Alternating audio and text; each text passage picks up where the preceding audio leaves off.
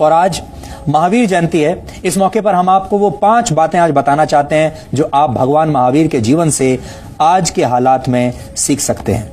इस महामारी के दौर में महावीर के ये 5 महाव्रत आपके बहुत काम आ सकते हैं। भगवान महावीर का पहला सिद्धांत है अहिंसा। आजकल अहिंसा के व्रत का पालन किए जाने की सबसे ज्यादा जरूरत है, क्योंकि कोरोना वायरस जैसी महामारी भी एक हद तक प्रकृति और जानवरों के साथ की गई हिंसा का ही परिणाम है। इसलिए इस हिंसा को बंद करने की कोशिश कीजिए और जो मानसिक हिंसा है, बुरे विचारों वाली जो हिंसा है, उसे भी रोकने की कोशिश कीजिए।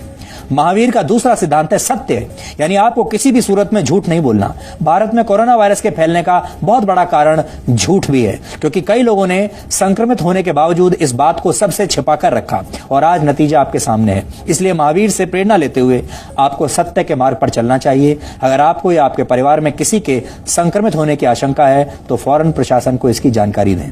यहां से आप सत्य के साथ अपना एक्सपेरिमेंट शुरू कर सकते हैं। भगवान महावीर का तीसरा सिद्धांत है अपरिग्रह। जैन साधु अपने पास कभी पैसा नहीं रखते, ना ही भौतिक वस्तु रखते हैं।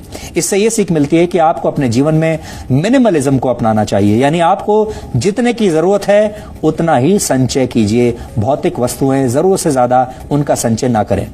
चौथा सिद्धांत है अस्तेय, यानी आपको चोरी नहीं करनी। लेकिन चोरी का अर्थ सिर्फ भौतिक वस्तुओं की चोरी नहीं है, बल्कि चोरी का अर्थ खराब नियत भी है। यानी जब आप दूसरों की सफलता से विचलित हो जाएं या फिर उसे हराने के लिए अनैतिक तरीके अपनाने लगें तो वो भी एक प्रकार की चोरी है।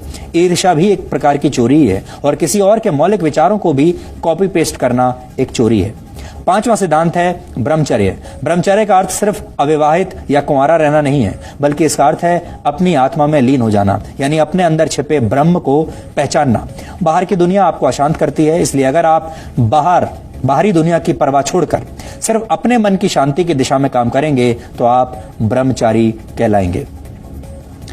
भगवान महावीर ने ये सिद्धांत आज से हजारों वर्ष पहले दिए थे, लेकिन आज उनके सिद्धांतों का पालन करने की सबसे ज्यादा जरूरत है, क्योंकि ऐसी महामारियों को महावीर के विचार ही हरा सकते हैं।